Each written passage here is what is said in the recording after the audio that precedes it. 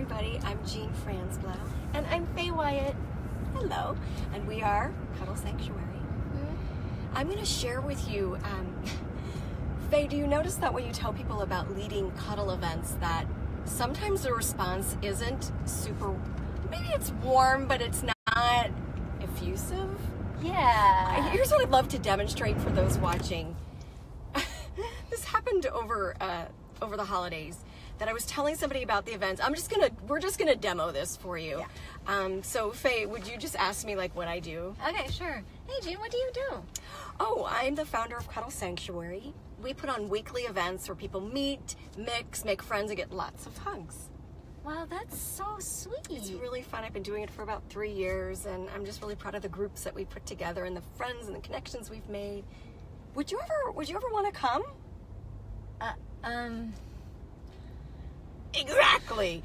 That is the response. I get this response where people are like, I see a panic or just horror, crickets, because there's something running through their minds that makes it something that they would never do. Like that's the sense I would get is like, that's really sweet for you and the people who go, but no way, would never attend such a thing. I never considered going. Right. Yeah. So what we thought we would discuss with you are myths. Myths about attending cuddle events, and we're going to share with you what myths are true, are they true, and what myths are just false. And 2 cars per green. Mm-hmm, that was us. Green means go! So while we're, green means go, means as you can see we're driving together. Yay! We're on a road trip. We're heading to Pasadena, which might as well be Altadena because it's that side of Pasadena. And Faye, can I share? Yeah, I would love that. We're both going. All right. So I am embarking on a 3.5-day experience with Cuddle Party. This is a training called Foundations of Facilitation, and it's my very first time taking this course. And Faye, you've already done this course. Yeah, I went. How was it? It was amazing. I really felt like I tapped into my power of being facilitator. Oh, is that the one you left and you said I'm tired of doubting myself? I'm done with that. I'm like bored of my You were bored of your own insecurity. Well, I would love to leave with that result. It's really important for me to be able to finally have this training with Cuddle Party. They are our colleagues, but also I consider them like the big sisters and big brothers, of our work. They're our colleagues, but my goodness. We stand on their shoulders. Yeah, they are the shoulders, we wouldn't be doing this work if Reed Mahalko and Marsha Basinski didn't come up with the idea that people can come together and safely and platonically cuddle their hearts out for an evening. So thank you, Cuddle Party. We're so honored to be heading over there. And the way they kickstart the evening is with a Cuddle Party. So we're going to spend all evening blissing out with amazing people. And so that's what we're doing. We're road tripping, and we thought we would Facebook Live with you. Yeah. I will keep my eyes on the road. I promise we will be safe. But there are a lot of things that immediately pop into people's head about these events. When you talk about this event, that's what they see, and so the invitation to join them is so fraught. It's affronting. Fraught with danger, fraught with doubt, fraught with fear, and fraught with hell no. I would never do that. You will never see me at such an event. So we've got 5 myths. So myth number 1, that this is a secret sex event. Yeah, that's right. It's a sex party. It's wink, wink. We're calling it a cuddle, but really, we all know what it's going to evolve into. And I think that people think that's what we're inviting them to, is something that might slippery, sloppily become something that's erotic. That is a myth, my friends. Yeah, absolutely. I mean, both Jean and I, we have no shame around events that are sexual in nature. That's right. I'm happy the sexual events happen. No judgment of events that are sexy and erotic. It's just not what we're doing. Yeah. It's in fact, at every event, we talk about it being platonic. We go, this is in every single guideline that you know. Yeah, we say this is rated G, or we say it in so many ways so people know exactly whether they're reading our description or whether they're at the event. We say it in so many ways, there's just no question. Yeah, and if you came, you would know that it's one of the things they say. It's like it's appropriate for a 3-year-old in a way. Yeah, if a 3-year-old were to wander into the space, there would be nothing we would need to change in terms of conversation, in terms of behavior, in terms of vibe, where it would be completely appropriate and that 3-year-old would feel at ease. It'd be like, oh, that looks like fun. I want to play. I want to be part. Yeah. There'd just be no changes that need to be made. That's definitely a myth. You know what I love is that I can say it with such clarity because I've run hundreds of these, and from beginning to end, over and over, week after week, and month after month, at the closing circle, we're all fully clothed. We're all just a little bit happier. Yeah. And sharing that we feel good and are happy that we win. And generally, that's how it goes. Myth. Number busted. Yes. That one busted. Busted. Okay. Hands on the wheel. Hands on the wheel. Myth number 2. Strangers are going to glom me, and I'm going to have to touch people that I do not want to be. I'm going to be touched, and I'm going to have to touch people I don't want to. I'm going to be hugged. People are going to come at me, and I'll be forced and pressured to touch people I don't want to. Yeah. Wow. I wouldn't want to go to an event like that either. Neither would I. I have no interest in such events. The reason I feel like I'm in this whole practice is because I want to be places that are safe. Generally, out in the world is where I feel most unsafe, where people will sort of grab me and hug me. I'm so glad for people wanting to give me affection, but generally not what I want. I mean, there's only a couple people I would want that from, and sometimes I'm very busy, and me, like when I'm running something, I don't want to be hugged.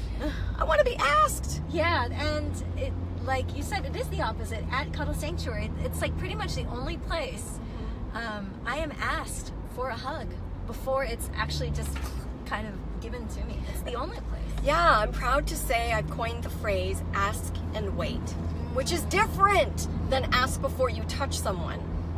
Ask before you touch. Ask before you touch someone assumes that the touch is going to happen. Yeah, it's a warning. It's heads up. It's coming. I'm going to touch you. That's right. We don't even say that. We say ask and wait, which means have your body language be neutral. Don't pressure them with this kind of behavior like hug me. None of that. Yeah. We ask and wait. So that is an irony, is that the one place people are afraid to come because they feel like they will be glommed onto is a place that actually is designed for the most safety around that very worry. If there's one thing I wish that people would know about Cuddle Sanctuary before, so that they would come, is that for so many people, it's about the ability to say no. That is the most empowering around the entire event. And so if you are somebody that doesn't want touch in their life even, somebody who's just like, I want to feel like I can have my space, that a cuddle event is actually a really perfect place to do that. Ironically. Right? Isn't it ironic? They can show up and say no the entire night. Yes, and be applauded for it. Exactly. Good for you that you're practicing your boundaries. And on the opposite end of that, if you're somebody who feels like you're not getting enough touch and you want a place where people can say yes to that, it's perfect too. I'm really proud. What were we going to say? Sorry. No. I'm really proud that we have the solo salon, a quiet place where a person can chill out knowing no one will come up to you to talk, to ask for a cuddle. It's a place for introspection and peacefulness, reflection, to look at the event. It's a way to sort of take a break without actually having to leave. Perfect for people. A lot of people go there for a variety of reasons, but I've had really moving experiences witnessing people come to the solo salon who have had trauma around touch. Like they are pushing their boundaries. They want to go to a cuddle event. They want to learn to trust more, and they find themselves in the solo salon taking a breath from the whole experience. One time somebody spent the whole time during the solo salon, and it was healing for her. I think she said, "Thank you for showing me what consent looks like." I'm nearly like, And we're back. We're back!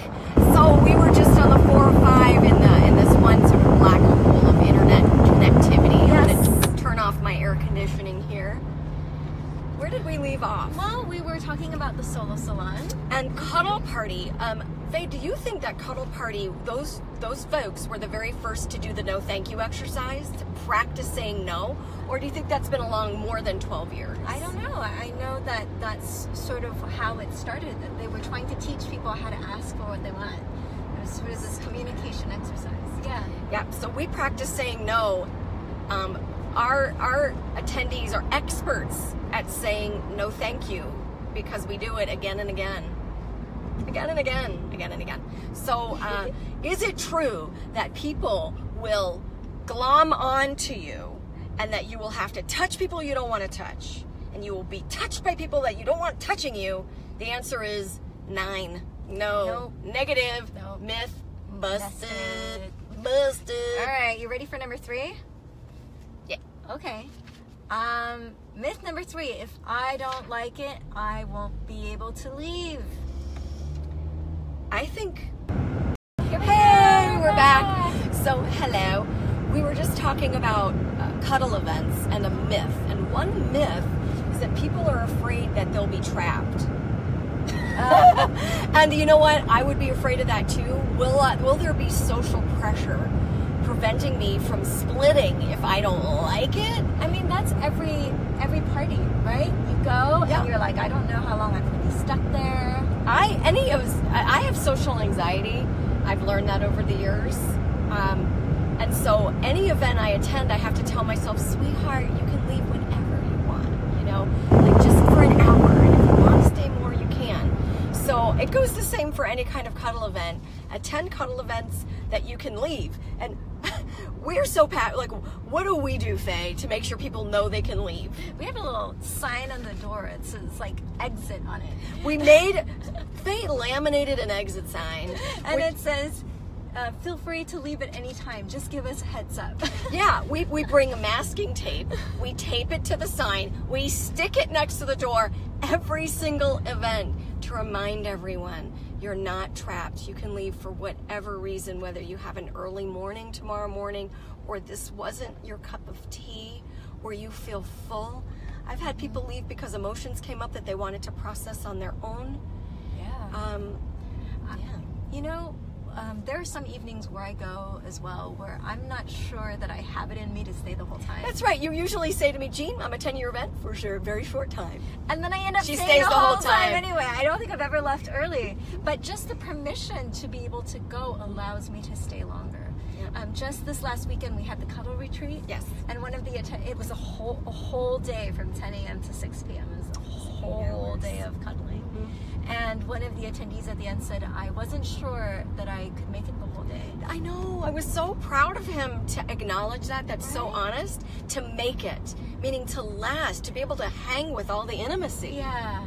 And he said that it was the permission I had to leave that made it so that I could stay for all of it.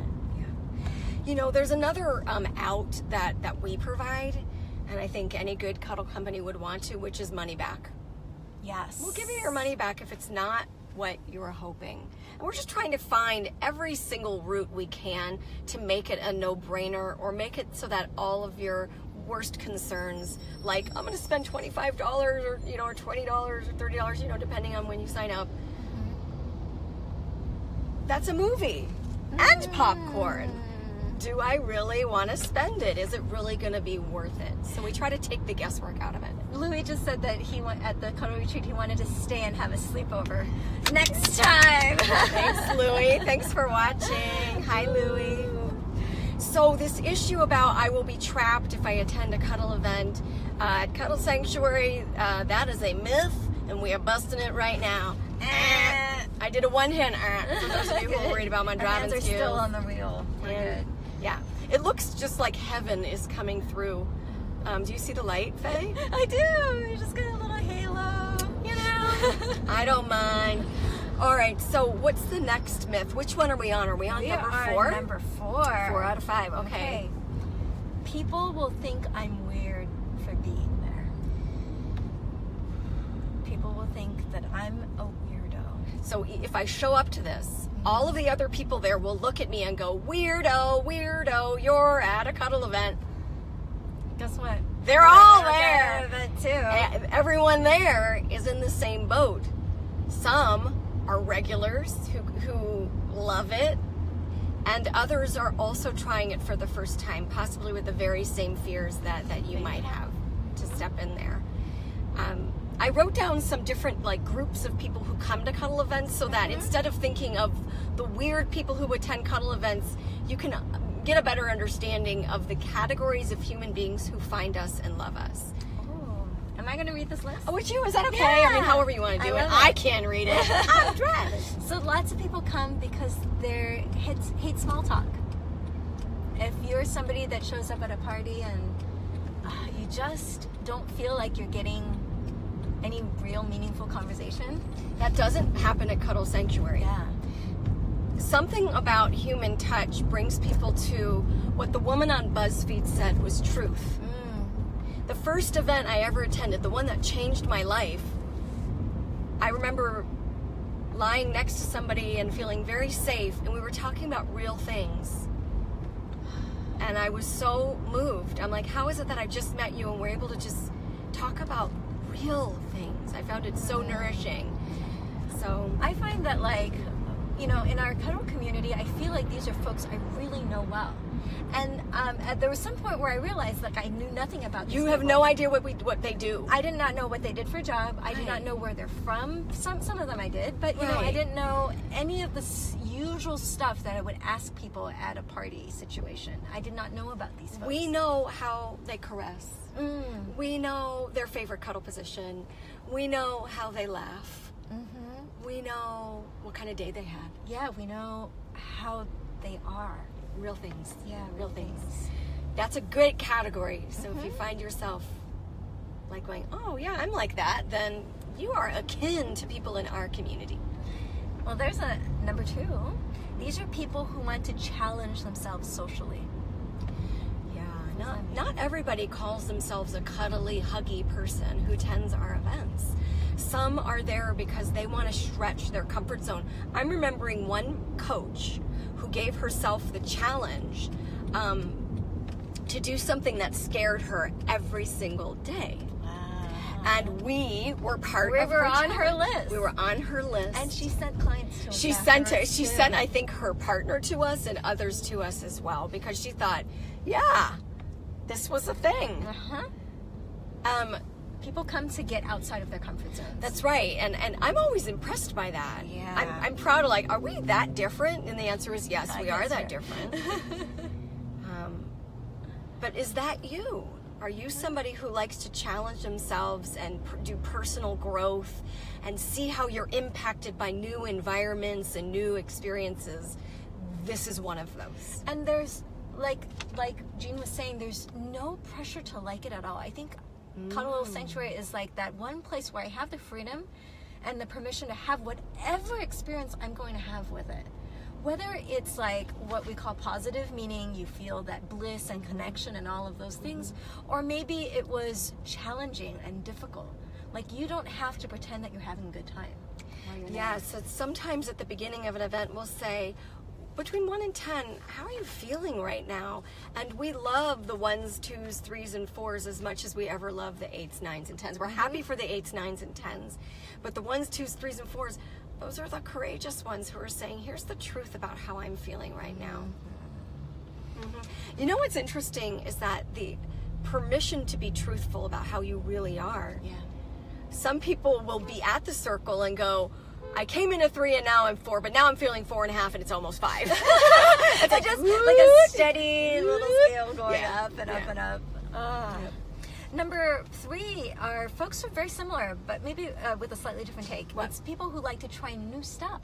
Yes. Now this is the people who are like, I have a bucket list, and this is a bucket list. Yes. Yeah. I want to try something new and fun. Yes. And so I'm so impressed by that too. And I think we've covered that pretty well. Would you say? Okay, what else? What's people who like structured socializing?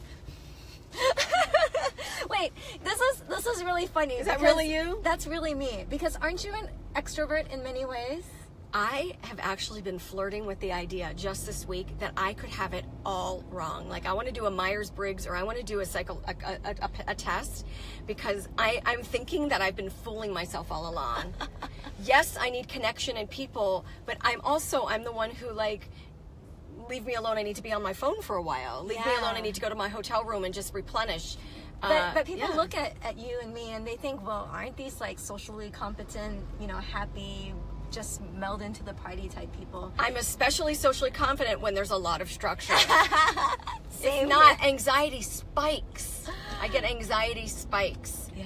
Like, what happens next? Yeah. I hate sitting around talking and eating. I mean, I like eating. By the food. This is the funny thing at a party. I'll tell myself, well, at least I get to eat. And then I'll go and I'll like fill my plate. I'm hungry, I'll fill my plate. And do you know what I want to do? Go alone into a corner and eat my food. That's whenever I'm at an event that has no structure, I stand by the food and then I have conversations about the food. And about my anxiousness with people. That's my like authentic bridge now. I didn't know that. And do you know what I do? I'll be like, let's play a game. Let's organize ourselves and structure ourselves so I can feel more comfortable. I once had a boyfriend who's like, why do you do that? I'm like, because I'm freaking out. Because I hate this. Anyway, that is why Cuddle Sanctuary, or events like it, other cuddle events, they provide such a sweet structure. It has a beginning, middle, and end. There are activities and stuff to do and guidelines. And it's so exquisitely tailored around folks like you and me, who just want to know what's gonna happen next. It's so funny. I'm so humbled by it. I'm wondering, I'm actually wondering if people are thinking on Facebook Live, if they're like, they are weird. You know what I mean? But people who come, I guess, are my weird or my kind of weird. I don't know. I'll look for the comments. But you're my favorite kind of weird if you also like structured events. I'm embracing the full weird. Okay. It's good. Weirdos. Oh, there are lots of people who also come to events, not because they're weirdos, but who are single. Yeah. Who are single parents, who are just single. Or recently divorced, broken up, people who are breakups, widowed. Yeah, people who have. We've had some beautiful folks who are widowed and come find us, and just over the years are finding themselves into new and beautiful lives. Mark, we're talking about you right now. We're very happy that you just got married to Wendy. So hello, Mark and Wendy. Hey, congratulations. But anyway, the goal is not necessarily to marry again, but the goal is to be able to have self-care around touch, regardless of your social status. Yes. Does that sound fair? Yes. There is this stigma, right? That like, if this is something that I need in my life and I'm not getting it, there is something wrong with me.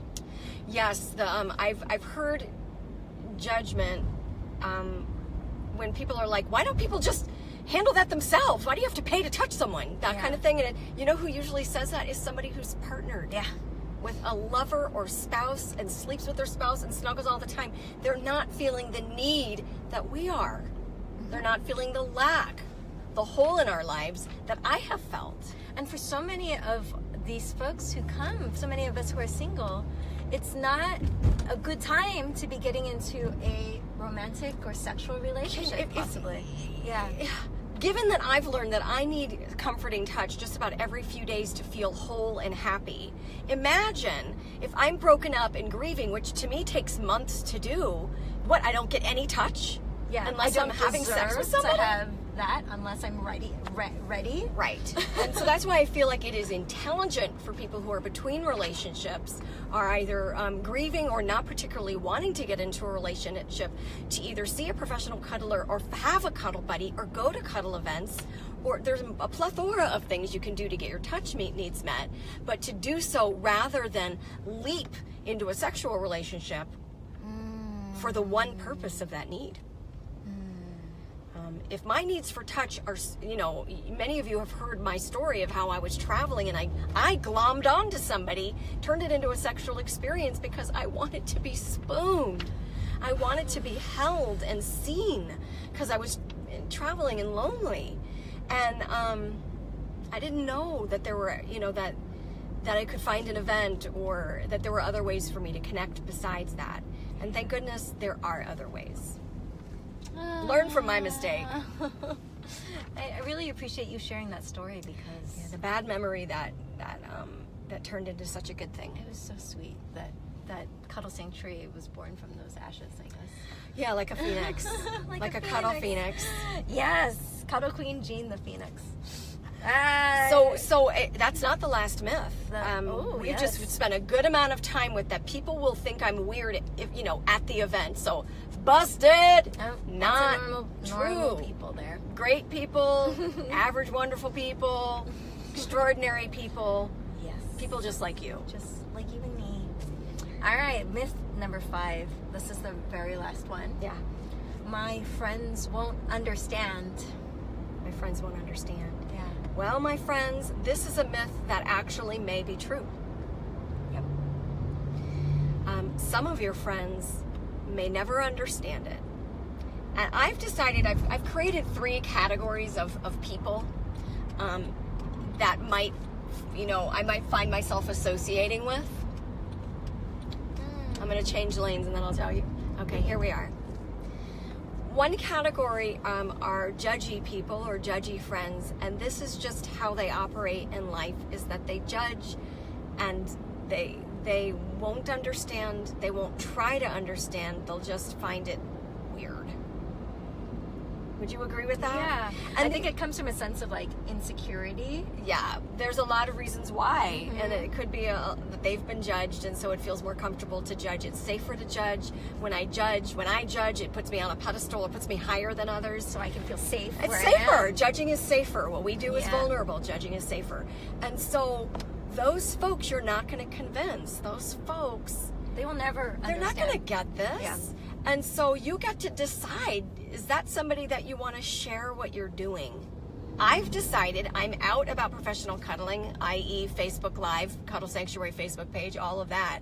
And so I'm okay with it for people to judge if they want to, or silently judge, or whatever that is. It's Let fine. them have their discomfort and their fine. experience. It's fine. Yeah.